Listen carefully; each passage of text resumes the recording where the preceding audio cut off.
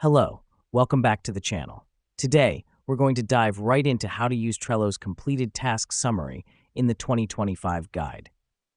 First things first, head over to your Trello board and select the board you want to review. The reason we do this is because the completed task summary feature is board specific. It gives you a detailed summary of all the tasks that have been completed on that particular board.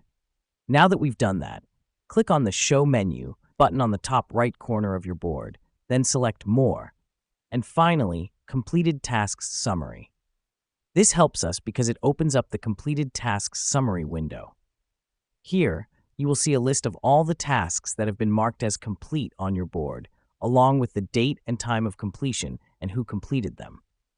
Next up, you can filter this list by member, label, or due date by selecting the appropriate option from the Filter By drop-down menu. Let me explain why this matters.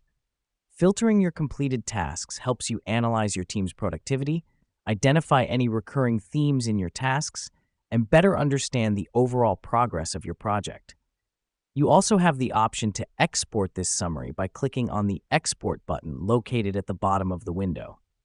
This is a handy feature if you need to share the summary with your team or for your records.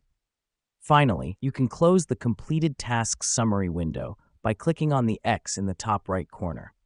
This is the final step, and it takes you back to your board, where you can continue managing your tasks and projects. So that's it. That's how you use the Completed Tasks Summary in Trello.